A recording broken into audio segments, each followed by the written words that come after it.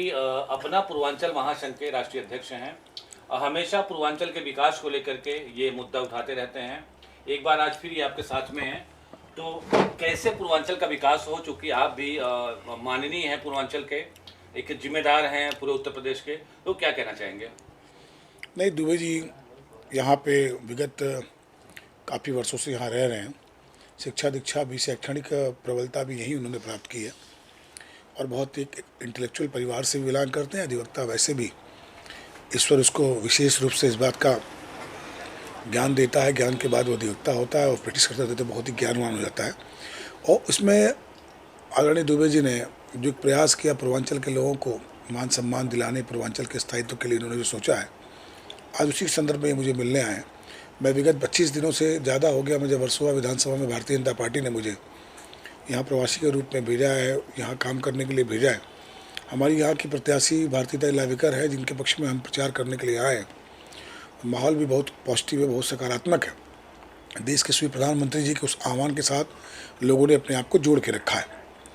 तो मैं इसी विषय पर इसी वर्सोवा विधानसभा में मैं था। माननीय अधिवक्ता महोदय गुरुजी दुबे जी ने मुझे मिलने की अपेक्षा की और पूर्वांचल में कोई विषय की बात करने के लिए कहा इन्होंने। तो मैं निश्चित तौर पर पूर्वांचल के विषय में कहना चाहूँगा कि आज मैं ये कह दूँ कि बम्बई के इस पूरे के पूरे उन्नति में, पूरे के पूरे प्रगति में पूर्वांचल वासियों का बहुत बड़ी भूमिका। जैसे $1 ट्रिलियन देने की बात एसवी योगी जी ने कहा है, भारत की धरा को समृद्ध बनाने के लिए, देश के यशस्वी प्रधानमंत्री जी के हाथ को मजबूत करने के लिए, वैसे पूर्वांचल वालों ने, बिहार के लोगों ने, बाकी लोगों ने आके, खासकर पूर्वांचल के लोगों ने आकर कहीं न कहीं से इस मुंबई और महानगर, अब कह लीजिए महाराष्ट्र को एक उन्नति और प्रगति दिया है, सख्त व्यवस्था से जोड़ा है। कहीं मुद्दा है, इस मुद्दे पर हम सब लोग बैठ के बात करेंगे और इनका मात्र एक ही मुद्दा मुझे समझ में आया, एक कैसे पूर्वांचल के लोगों को वो सम्मान मिले, वो अधिकार मिले। और पूर्वांचल से एक विषय इन्होंने और भी कहा कि माननीय मुख्यमंत्री जी लगातार तेज़ी से प्रयास कर रहे हैं। तो पूर्वांचल के लोग जो यहाँ बम्बई में आके बसे हुए हैं, उनकी स्थिति पर बहुत अधिक संतोष इन्होंने नहीं जताया। इनका मानना था कि लोग वहाँ से आते हैं और परिवार को छोड़ के आते हैं और बहुत ज़्यादा पैसा भी अर्न नहीं कर पाते, न उसके बदले अपने परिवार के भरपूर आजीविका के लिए कुछ विशेष खास कर भेज पाते हैं। तो क्यों ना उसके सृजन या उनके पलायन की स्थिति जो उत्तर प्रदेश से वो समाप्त हो। मेरा यही मानना था, वकील साहब को यही मेरा कहना था कि जो लोग बम्बई आते, बम्बई के इस दुनिया में बहुत सारे लोग पुराने लोग आए और खूब उन्नति तरक्की लोगों ने किया। आज भी वही धारणा सारे लोगों के मन में है कि हम अगर बम्बई जाएंगे तो हम उसी तरीके से अपनी उन्नति और प्रगति को बना पाएंगे या बनाने में सहायक होंगे, इसी लोग बम्बई आते हैं। और मैंने अधिवक्ता महोदय का एक कहना था, तो मैंने इसी बात पर इनको स्पष्ट किया कि आप इसको पलायन का नाम न दें। बम्बई जब भी लोग आते हैं तो अपने स्वेच्छा से आते हैं और अपने परिवार की उन्नति और तरक्की के लिए आते हैं, तो पलायन का नाम इसको न दें। रहा सवाल उत्तर प्रदेश में रोजगार परक उत्तर प्रदेश बनाने का, तो यशस्वी मुख्यमंत्री योगी आदित्यनाथ जिनके सानिध्य में पूरा का पूरा उत्तर प्रदेश दिन दूना रात चौगुना तरक्की कर रहा है, उन्नति कर रहा है। और सौभाग्य से हम सब लोगों को भी उनके आशीर्वाद और सानिध्य के नीचे काम करने का अवसर मिल रहा है।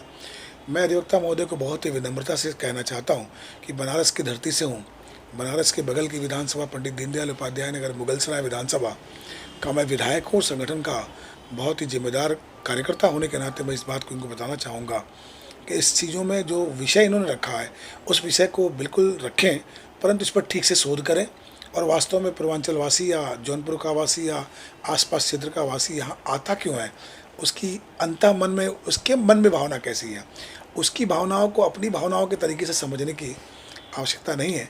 परंतु आपका दर्द है, निश्चित तौर पे आपने देखा होगा कि बहुत सारे लोग 10 बाई 10 के कोली में रहते हैं, उनका जीवन स्तर बहुत अच्छा नहीं है।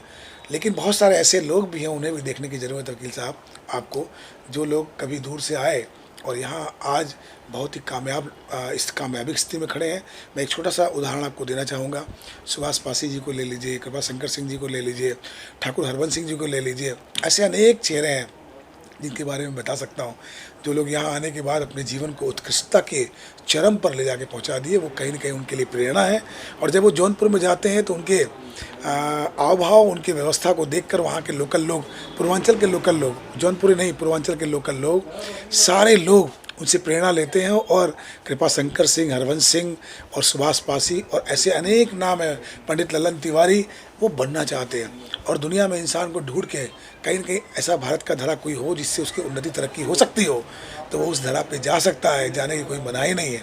रहा सवाल उत्तर प्रदेश की प्रगति उन्नति का, तो मैं बड़े ही दावे से कह सकता हूँ कि उत्तर प्रदेश में जिस तरह से रोजगार देश के यशस्वी प्रधानमंत्री जी के दिशा निर्देशन में, मार्गदर्शन में उत्तर प्रदेश के यशस्वी मुख्यमंत्री जी ने किया है, वो अभूतपूर्व है।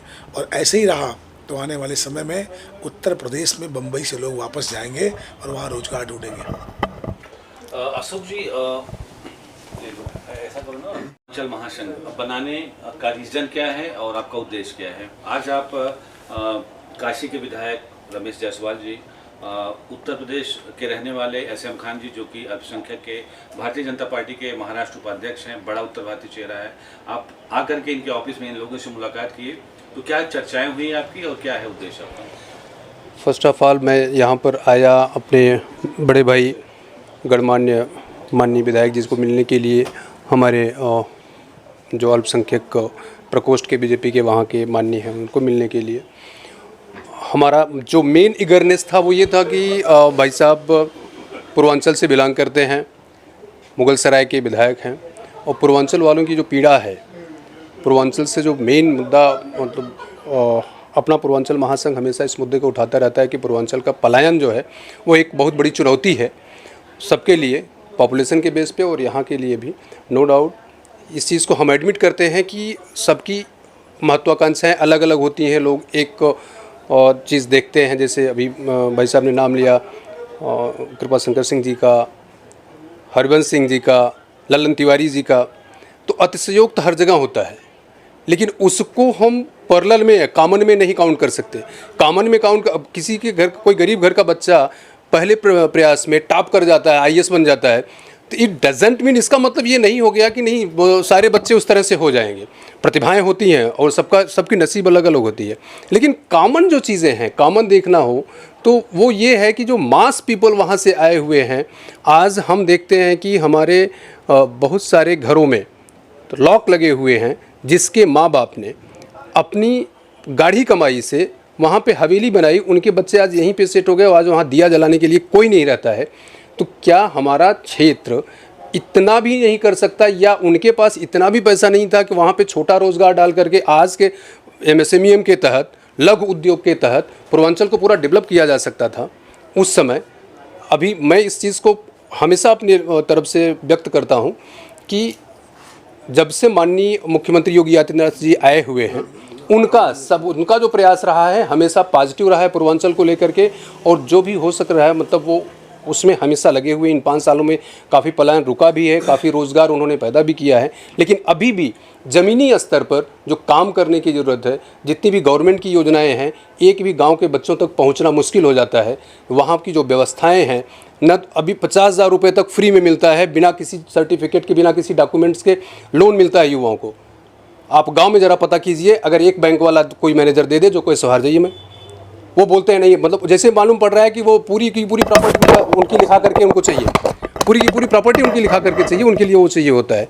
तो ये जो व्यवस्थाएं हैं, जो गवर्नमेंट की व्यवस्थाएं हैं, गवर्नमेंट जो दे रही है, उसको भी इम्प्लीमेंट कराना बहुत ज़रूरी होता है। और अगर इस तरह से 50,000 रुपये पाने वाला बच्चा, घर का एक बच्चा, अकेला बच्चा है, माँ को छोड़ करके वहाँ पर मुंबई कमाने के लिए आ जाता है, उसकी माँ बेचारी दूसरे से किसी चीज़ के लिए जाने, मतलब काम करने के लिए कहना पड़ता है। तो ये जो मजबूरी है ना, अगर उसको 50,000 रुपये वहाँ पे मिल जाएगा तो वो 100% अपनी जीविका के लिए वहाँ पे प्रयास करेगा। तो सरकार भी आपके साथ हैं जुड़े हुए? बिल्कुल नहीं, सरकार देखिए, योगी गवर्नमेंट वहाँ पर 2019 के बाद से बहुत प्रयास कर रही है, लेकिन जो पीछे खाई है तो उसको पाटने में टाइम लगता है, ये हकीकत है। बहुत सारे चैलेंजेस थे। अभी मैं भी बनारस जा कर के आया हूँ, देखा हूँ, सोनभद्र जा कर के आया हूँ, चंदौली, पूरा पूर्वांचल वो देखा, मैं टहला है। तो जो डेवलपमेंट अभी बनारस का, प्रयागराज का, अयोध्या का, गोरखपुर का हुआ है, इन पिछले 5-7 सालों में ऐसा डेवलपमेंट कभी नहीं हुआ यूपी में। हाँ, यूपी में सबसे ज़्यादा फोकस जो हुआ करता था, क्यों पूर्वांचल की बात क्यों आई, इसलिए आई क्योंकि जो पश्चिमांचल है, पूर्वांचल का जो पश्चिमी क्षेत्र है, मेरठ वगैरह, उस पर सबका फोकस हुआ करता था, सब उसको डेवलप करने में लगे हुए थे, इसलिए ये पूरा का पूरा पिछड़ा एरिया रह गया था। लेकिन जब से माननीय योगी आदित्यनाथ जी वहाँ के सीएम बने हुए हैं, तब से उनका पूरा फोकस पूर्वांचल पे है और पूर्वांचल दिन प्रतिदिन उसके लिए विकसित हो रहा है। लेकिन अभी भी बहुत सारी योजनाएं जो गवर्नमेंट की, मैं फिर से रिपीट कर रहा हूं, उसको ज़मीन तक लेके जाने की ज़रूरत है। वहाँ के बच्चों के साथ बैठ के जो बात करने की ज़रूरत है, वहाँ के गांव के युवाओं को वो फैसिलिटीज़ मिलनी चाहिए, उसकी ज़रूरत है। इसके लिए मतलब वहाँ पर ज़मीनी स्तर पे अपना पूर्वांचल महासंघ उन लोगों के साथ में बैठ करके काम भी करता है। इवन वहाँ के वीडियो से, वहाँ के प्रधान से, ग्राम प्रधान से इस चीज़ को बोलता है कि आप वहाँ पर जा कर के बैंक में बोलिए, ये अगर कोई वीक है, इकोनॉमिकली वीकर सेक्शंस में आ रहा है बेचारा, उसको पैसे की ज़रूरत है, अगर उसका बच्चा ग्रेजुएशन किया हुआ तो उसको आप लोन दो। वो आप अपने पास से नहीं दे रहे हो, गवर्नमेंट के पास से जा रहा है, वो आप दो उसको। तो ये सारी चीज़ें, डेटाज वगैरह हम इकट्ठा करवा रहे हैं। हमारे ये प्रयास बराबर चालू हैं और हम इस प्रयास को मतलब एक अहम मुद्दा बना करके चलते हैं। और हमारा पूरा प्रयास रहेगा पूर्वांचल से जो हमारे युवा वर्ग हैं, साथी हैं, वो उनका पलायन रुके और वहाँ पे वो खुद डेवलप करें अपने आप। दिन ये मुद्दा उठाती हैं कि अगर उत्तर प्रदेश में रोजगार मुहैया होता तो लोग वहाँ नहीं आते, वहाँ से यहाँ नहीं आते। वास्तव में मुद्दा अहम है, क्या रोजगार वहाँ सुनिश्चित किया जाए, ये ठीक नहीं है? मैंने आपको पहले ही कहा कि उत्तर प्रदेश के लोगों के बम्बई आने के, मुंबई आने के, महाराष्ट्र आने के पीछे कारण क्या है?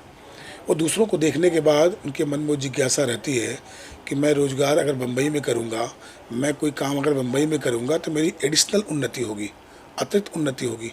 आप मुझे बताइए, हम सब लोग भी यूपी के ही रहने वाले हैं, हम लोग बम्बई क्यों नहीं आ गए? हमारे ऐसे हज़ारों लाखों लाख लोग बम्बई क्यों नहीं आ गए? सारे के सारे यूपी वाले अगर बम्बई अगर आ ही जाते तो बम्बई में पैर रखने की जगह बचती क्या? 25 करोड़ की आबादी का उत्तर प्रदेश, जैसे मुख्यमंत्री योगी आदित्यनाथ जी के दिशा निर्देशन में तेज़ी से उन्नति कर रहा है। एमएसएमई के प्रभाव का असर दिख रहा है, तेज़ी से इंडस्ट्री डेवलप हो रही है। आप अगर कुछ करना चाहते हो तो आपके पास वहाँ बहुत सारे तरीके हैं काम करने के, और आपका अगर नशा हो, आपके मन में भाव हो कि नहीं मुझे तो बम्बई जाना है, तो उसको कोई रोक नहीं सकता। मुंबई वाला बनारस जाना चाहता है तो उसको भी कोई रोक नहीं सकता। बनारस वाला गुजरात जाना चाहता है और गुजरात वाला इलाहाबाद जाना चाहता है तो उसको कोई रोक नहीं सकता है। उसके मन की प्रवृत्ति है कि वो जम्मू जाए, कश्मीर जाए, कहाँ जाएगा। तो ये स्वभाव उसका है। मैं वकील साहब की इस बात से भी नाइतफाकी नहीं रखता, इनकी अपनी भावनाएं हो सकती हैं, परंतु उत्तर प्रदेश के अंदर आज जितना रोजगार है उतना पूरे प्रदेश में कहीं भी नहीं है। क्योंकि आपको पता है कि उत्तर प्रदेश की भौगोलिक स्थिति है, उत्तर प्रदेश की जो संसदीय प्रणाली है, पूरे भारत के अंदर 403 विधायकों वाली वो विधानसभा है जो पूरे भारत में कहीं भी नहीं है। इसका मतलब ये हुआ कि वहाँ की जनसंख्या ज़्यादा है, वहाँ की व्यवस्था ज़्यादा है, वहाँ का संचालन दिनों दिन तेज़ी से बढ़ रहा है। अब तो महाराष्ट्र के लोग भी ये बात कहते हैं कि सरकार हो तो योगी आदित्यनाथ जैसी हो। तो सिर्फ लॉ एंड ऑर्डर को लेके नहीं है, फाइनेंस पॉइंट ऑफ व्यू से भी सरकार हमारी बहुत ही उन्नतशील है। आप अपने मनोवृत्ति के हिसाब से जहाँ जाना चाहते हैं जाइए। बनारस के अंदर रोज़गार के लिए मारामारी हो रही है, इतना रोज़गार बनारस में पूछिए मत। और जब 2014 के बाद से, जब से देश के अंदर प्रधानमंत्री जी की, नरेंद्र मोदी जी की सरकार जब से आई है, स्किल को लेकर इतना ज़्यादा काम किया गया है कि आज आदमी आत्मसम्मान के साथ स्वावलंबन का जीवन जी रहा है। उसके अंदर जो स्किल है उसको वो उभार लिया, निकाल लिया, और जब उसको निकाल लिया तो प्रधानमंत्री जी के उस आह्वान का अनुपालन किया कि स्टार्टअप इंडिया, एमएसएमई के माध्यम से स्टार्टअप इंडिया, एमएसएमई का पैसा लिया और अपने मन में जो विज़न था, जो स्किल था, उसको उसने ज़मीन पर उतारा। और उसके बाद आज यही कारण है कि उत्तर प्रदेश रोजगार प्रदेशों में सबसे 1 नंबर पे खड़ा है। अब रहा सवाल आपके बम्बई आने का, आपके आने और जाने का, तो मैं उस पर कोई भी कमेंट नहीं करना चाहता। और अधिवक्ता दुबे जी ने भी बिल्कुल अपने विषय को रखा। कुछ लोग जो यहाँ पहले से आके पड़े हुए हैं, उनके साथ थोड़ी सी उनकी सामाजिक जीवन बहुत अच्छा दिखाई नहीं दिया होगा, तो उस संदर्भ में ध्यान में रखते हुए और अधिवक्ता आदरणीय गुरुजी ने, दुबे जी ने इस बात का विषय रखा। और कहीं ना कहीं हम समझते हैं कि बड़ा प्रदेश है, मैं समझता हूँ कि बड़ा प्रदेश है, तो थोड़ी सी ज़रूरतें भी लोगों की बम्बई के हिसाब से होने लगे हैं। और सबके सब लोगों को सुभाष पासी, कृपा शंकर सिंह, मैंने पहले ही कहा कि सभी को लल्लन तिवारी बनना है। उनके मेहनत और पुरुषार्थ के समय अलग थे, आज का समय अलग है। इस नाते फिर भी यदि ये सारे के सारे लोग इत्तेफाक से, मेरे साथ सुभाष पासी जी भी अभी जुड़ गए हैं, आ गए मेरी बात, आप कैमरा चाहें तो इधर कर सकते हैं। मैंने आपको बताया कि ये प्रेरणा है, और ये प्रेरणा कहाँ बुरा है। अगर किसी उत्तर प्रदेश के वासी को, किसी जौनपुर, सैदपुर, जो गाजीपुर के लोगों को, किसी बनारस के लोगों के लोग अगर उस समय, पहले समय में यहाँ आके बसे, दुश्वारियाँ झेली, मेहनत किया, रात दिन एक किया, तब जाके इस मुकाम पे है। और ये मुकाम आने के बाद अगर भारत के अंदर, उत्तर प्रदेश के अंदर रहने वाले लोग अगर बम्बई आने की सोचते हैं, इन्हें अपना प्रेरणा मानते हैं, तो वो आए ना, कहाँ मना उनके लिए। वो आएँ, इनको देखें, इनसे राय लें, मशवरा लें, और उसमें कामयाबी अगर हासिल हो तो मुंबई का हिस्सा बने, अन्यथा इनसे राय लेके, मशवरा लेके वापस जाके उत्तर प्रदेश के अंदर स्टार्टअप इंडिया के माध्यम से अपने स्किल को बाहर निकाल कर MSME का लाभ लेकर नए रोजगार का सृजन करें और 10 लोगों को रोजगार दें। तो ये रोजगार देने वाला विषय। स्किल की बात, इससे पहले भारत के अंदर अनेकों प्रधानमंत्री आए, देश को आज़ाद हुए 78 वर्ष हो गए, किसी ने स्किल की बात नहीं की। जबकि दुनिया को पता है कि हर इंसान जब पैदा होता है तो उसको खाने और नहाने की जो व्यवस्था भगवान खाने के लिए मुंह देता, सुनने के लिए कान देता, नाक देता, सब देता है, उसी तरह एक ऐसा स्किल देता है जो उसके खोपड़ी में होता है, उसके शरीर के काया में होती है। उसको निखारने का काम अगर किसी ने किया तो देश के सिर्फ प्रधानमंत्री ने किया। और उसको निखारना ही नहीं, MSME के माध्यम से, स्टार्टअप इंडिया के माध्यम से उसको पैसा भी दिया, रोजगार परक बनाया। अब आप कितना बेहतर करना चाहते हैं? भारत की प्रगति, उन्नति इन 10 सालों में जिस लेवल पर हुई है, वो लेवल दुनिया को पता है। भारत को तो पता ही पता है, दुनिया के नक्शे पर दुनिया के बड़े से बड़े नेताओं को ये बात पता है कि भारत जो 20वें 25वें पावदान पर खड़ा रहने वाला है, भारत जिसकी कोई गिनती नहीं हुआ करती थी, आज भारत विश्व के 5वें नंबर का भारत खड़ा है और हम 3रे नंबर की भारत बनाने की स्थिति में तेज़ी से काम कर रहे हैं। मैं आपको इतना ही कहना चाहता हूँ, मैं आपसे भी निवेदन करना चाहता हूँ, अभी इस अभियान का स्वरूप थोड़ा सा ठीक से अध्ययन करके उस अभियान के स्वरूप को ले।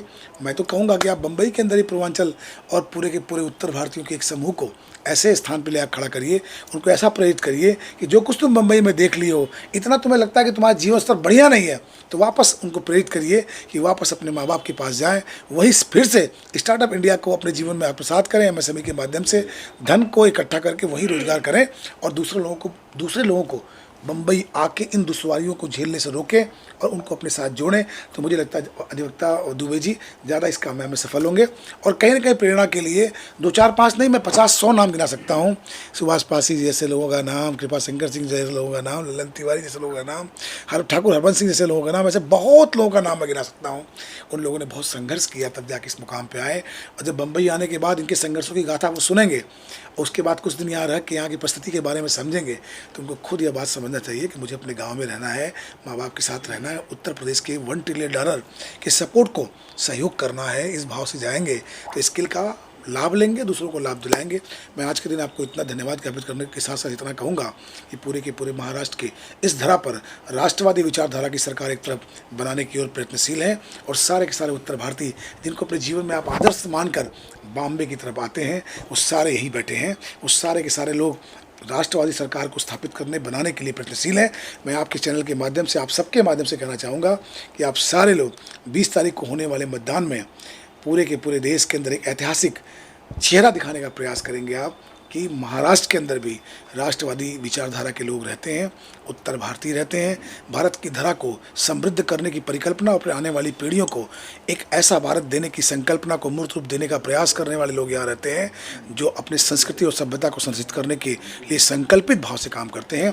आप सारे के सारे लोग भारतीय जनता पार्टी और उसकी गठबंधन की महायुति की सरकार को सहयोग करें और भारी मतों से अपने सारे प्रत्याशियों को, जो लोग हमारे गठबंधन में, उनको जिताने का प्रयास करें। मैं आपका शुभचिंतक हूँ, आपके साथ जुड़ा हूँ। आप सारे उत्तर भारतीयों से कहना चाहता हूँ, हमेशा जीवन में उन्नति और उत्साह के साथ जीने का प्रयास करिए। धरा सारी पवित्र है, आपको बस मन बनाने की ज़रूरत है। कहाँ कमाना है, कहाँ खाना, कहाँ परिवार की सेवा करना है। बहुत बहुत धन्यवाद, बहुत बहुत आभार। बड़ी जिम्मेदारी आपको मिली है। अक्सर आपके ऑफिस पे हजारों की भीड़ दिखती है। आपके बगल में अशोक दुबे जी, जो कि अपना पूर्वांचल का विकास हो, तो आपकी क्या प्रतिक्रिया होगी, क्या कहना चाहेंगे? देखिए, मेरे भाई अशोक जी जो पूर्वांचल के अध्यक्ष हैं, NGO बनाए हैं, बड़ी खुशी की बात है। मैं इनका स्वागत करता हूं वर्सोवा विधानसभा में। पूर्वांचल एक बहुत बड़ी हस्ती है, उत्तर प्रदेश का एक पार्ट है और उत्तर प्रदेश से आने वाले लोग, हम भी पैदा इधर ही हुए हैं, हमारे माँ बाप आगे थे पहले। वैसे तो हम वेस्टर्न यूपी से, मेरठ से हैं। यूपी के लोगों की हो, बिहार के लोगों की हो, पंजाब के लोगों की एक ख्वाहिश होती है कि बॉम्बे में जाके हम लोग एक आशियाना ढूंढें, और एक ख्वाहिश होती है उनको एक आशियाना बनाने की, क्योंकि एक बम्बई शहर जो है चमकता हुआ शहर है। इस चमकते हुए शहर में जो आ गए और जो बन गए वो बन गए, और जो नहीं बने वो कोशिश करते रहते हैं। हमारी तरह हम भी एक छोटे से हैं और उसमें कामयाबी मिलती है। और यहाँ से कमाने के बाद उत्तर प्रदेश हो, वेस्टर्न यूपी हो या पूरब हो, अपनी रोज़ी रोटी यहाँ से कमाने के बाद अपने माँ बाप को और अपने क्षेत्र में लगाते हैं पेमेंट। वहाँ पे भी कितने लोगों ने फैक्ट्री लगाई हैं, ऐसे बहुत बड़े बड़े इतिहास रहे हैं। गरीब से गरीब, बड़े से बड़ा यही कोशिश करता है कि मेरे वतन में मैं अपना कुछ स्कूल बना दूं, कॉलेज बना दूं। लल्लन तिवारी जी अभी बताए, हमारे भाई पासी जी, कृपा शंकर जी और कितने लोग, काफ़ी लोग हैं, उन्होंने जो है यहाँ कमा के उत्तर प्रदेश में लगाया है। तो सभी को मिलके काम करना, भारत देश एक है, चाहे वो उत्तर प्रदेश हो चाहे महाराष्ट्र हो। काम कोई कहीं भी करे, लेकिन ऐसा करे कि जो अगर अपनी मेहनत से पैसा कमा रहा है वो अपने माँ बाप को ले जाके दे, उनको आगे बढ़ाए, अपने भाई बहनों को आगे बढ़ाए, स्कूल की एजुकेशन उनको दे। यही हमारी दिली तमन्ना है और आगे भी हमारी यही कोशिश रहेगी। हमारे बीच में हमारे विधायक जी आए हैं, हमारे एकदम लाडले हैं, हमारे बड़े भाई हैं, और जायसवाल जी भी विधायक हैं, उत्तर प्रदेश से ही हैं। यहाँ अभी आए हैं वर्सोवा विधानसभा के लिए। जिम्मेदारी दी है दोनों विधायकों को कि हमारी बहन जो है भारतीताई लवेकर, उनको जिताकर वर्सोवा विधानसभा से एक नमूना पेश करें। ये इन लोगों को खून पसीना एक करें। इन्हीं के साथ हम भी काम कर रहे हैं, कार्यकर्ता पार्टी के काफ़ी लोग काम कर रहे हैं। और हमारी सबकी कोशिश ये है कि महाराष्ट्र के अंदर एक ये पैगाम जाए कि महाराष्ट्र के अंदर उत्तर भारतीय हो या अदर जितनी भी कास्ट हैं, भारतीय जनता पार्टी के साथ में खड़ी हैं, मोदी जी के साथ में खड़ी हैं, क्योंकि एक उनका विज़न है मोदी जी का। भारत के अंदर 2014 के बाद जो बदलाव हुआ है, सबका साथ, सबका विकास, सबका विश्वास, एक हैं तो सेफ हैं, ये हकीकत बात है। 14 के पहले जो कांग्रेस की सरकार थी, 1947 से लेके आज तक मुसलमानों को धमका के, फुसला के उनकी वोट उनकी यूज़ की है। अभी मुसलमानों को भी समझ में आने लगा है कि 14 के बाद जो नरेंद्र मोदी जी ने भारत का एक विज़न लेके चले हैं, तो भारत का मुसलमान भी मोदी जी के साथ में खड़ा है। इसका सबूत एसएम खान आपके सामने बैठा है। और हमारी कोशिश ये है कि महाराष्ट्र में सरकार बने और हमारे नेता फडणवीस जी उसके मुख्यमंत्री बने, क्योंकि सभी कार्यकर्ताओं की एक ख्वाहिश होती है कि हमारा लीडर मुख्यमंत्री बने। हम उनको देखना चाहते हैं। और पूर्वांचल हो या यूपी हो या महाराष्ट्र, कुछ भी हो, अदर हो, देश सब एक है, देश के वासी सब एक हैं। कोई इधर कमाए, कोई यूपी में कमाए, सब पैसा एक ही जगह घूम रहा है। सब भारत के लिए काम कर रहे हैं, भारत हित के लिए काम कर रहे हैं। गाजीपुर से आप बिलोंग करते हैं और उत्तर प्रदेश की शान है। मुंबई में उत्तर भारतीयों के बिग सपोर्टर भी हैं। आपके साथ में अपना पूर्वांचल महासंघ के अध्यक्ष अशोक दुबे जी हैं, जो कि अधिवक्ता हैं मुंबई हाई कोर्ट में। उनका मुद्दा है कि पूर्वांचल से पलायन कैसे रोका जाए, उद्योग व्यापार वहाँ कैसे स्थापित किया जाए, यही उनका मुद्दा है। तो क्या कहना चाहेंगे आप? देखिए, सबसे पहले मैं दुबे जी को धन्यवाद देना चाहूँगा कि कम से कम उन्होंने इसके विषय में सोचा है। लेकिन पलायन कैसे रोके, वो एक बहुत बड़ी समस्या है। उसके लिए बहुत कुछ करना है और ये जब होगा, जैसे आज केंद्र में हमारी सरकार है, उत्तर प्रदेश में हमारी सरकार है, लेकिन उस पलायन को रोकने के लिए समय लगेगा। लेकिन पहल बहुत अच्छी है। थोड़ा सा समय आपका लूँगा कि जो हमारे उत्तर प्रदेश या पूर्वांचल के लोग जो हमारे बम्बई शहर में आए हैं, बम्बई एक महानगरी है, माया की नगरी है। यहाँ पे मेरा भाई जो उत्तर प्रदेश से आता है, 10 बाई 10 के घर में रहता है, दूध बेचता है, सब्जी बेचता है, केला बेचता है, मूंगफली बेचता है, कड़ी मेहनत करते हैं लोग, रास्ते पे ठेला लगाता है, लेकिन हजारों लाखों का मनी ऑर्डर उत्तर प्रदेश में भेजता है। आज उत्तर प्रदेश में भी विकास हुआ है, तो उसमें भी मुंबई शहर का या महाराष्ट्र का बहुत बड़ा योगदान है। हर छठा घर उत्तर प्रदेश का मुंबई शहर में रहता है। इसके लिए बहुत कुछ हमें और आपको करना है, सपोर्ट करना पड़ेगा। सरकारें को, जो सरकारें हैं, उन सरकारों के सामने हमें अपना प्रपोजल रखना पड़ेगा। जैसे माननीय प्रधानमंत्री नरेंद्र मोदी जी ने गुजरात को गुजरात बनाया, 3 टर्म मुख्यमंत्री रहे। उसके बाद उन्होंने गुजरात को वो एक नमूना पेश किया है हमारे देश के अंदर। उत्तर प्रदेश की ये स्थिति रही है कि कोई भी स्टेब्लिश सरकार नहीं रही है। अब जाकर के माननीय आदित्यनाथ योगी जी 10 साल से, ये 10वां साल चल रहा है, 7 साल हो गया ना, 8वां साल चल रहा है। जब तक 2-3 सरकारें हमारी नहीं वहाँ रहेंगी, केंद्र में हमारी सरकार है, बहुत से काम माननीय योगी जी कर रहे हैं। आज क्राइम को उन्होंने बहुत कम कर दिया है। आज हमारी माताएं बहनें सड़कों पे निकलने लगी हैं, नहीं तो शाम को जैसे झुरमुट होता था कोई नहीं जा पाता था। मुंबई एक ऐसा शहर है कि अपने रिक्शे के अंदर भी आप 2-5 करोड़ रुपया लेके जाओ तो कोई पूछने वाला नहीं है। सेफ शहर। उत्तर प्रदेश कैसे सेफ हो, इस पे क्या है? इस पे बहुत से कार्य हो रहे हैं। माननीय योगी जी बहुत कार्य कर रहे हैं। हमारे भाई साहब बैठे हैं, सरकार में हैं, विधायक हैं। हम भी 10 साल विधायक रहे हैं, लेकिन मुंबई से मेरा एक बहुत बड़ा लगाव है। और मुंबई कितना भी हम कोशिश कर लें कि पलायन रुके, जब तक उस लेवल पे रोजगार नहीं होगा, जब तक उस पलायन को हम नहीं रोक पाएंगे। उसके लिए यहाँ की जो राजनीतिक पार्टियां हैं वो तो मुद्दा उठाती हैं कि उत्तर प्रदेश में अगर आप रोजगार दें तो उत्तर प्रदेश के लोग यहाँ ना आए। उत्तर प्रदेश में रोजगार दें, लेकिन रोजगार जब मुहैया आप कराएंगे तब ना। इतना बड़ा प्रदेश है, जो प्रदेश देश की राजनीति का दिशा बदलता है वो प्रधानमंत्री चुनता है। 80 सीटों का 80 लोकसभा सीटें हमारे उत्तर प्रदेश में हैं। वो एक दिन में नहीं होगा, उसकी शुरुआत हो चुकी है। और भाई साहब के मैं धन्यवाद दूंगा कि उन्होंने पहल की है, और आज नहीं कल उसका रिजल्ट आएगा।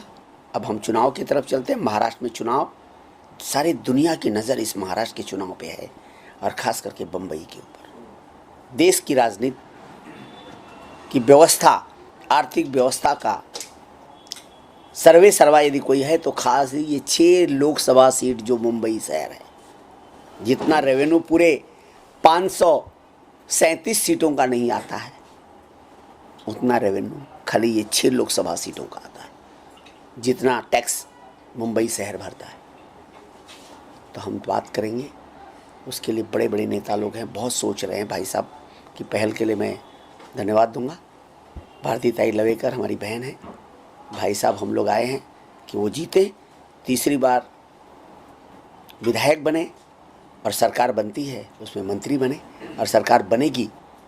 ये जो माननीय मुख्यमंत्री एकनाथ शिंदे जी और उप मुख्यमंत्री देवेंद्र फडणवीस जी ने जो योजना लाड़की बहन का जो लाया है, वो ये बहुत ही महत्वपूर्ण योजना है हमारी उन बहनों के लिए जो कभी किसी ने सोचा नहीं था। 1500 रुपया उनके खाते में आता है। आपके मित्र एसएम खान जी अभी इस योजना पे बहुत बड़ा प्रोग्राम भी 5 अक्टूबर को किए थे, जिसमें अमृता जी आई थी। देखिए, हमारे मित्र हैं, हमारे भाई हैं एसएम खान जी।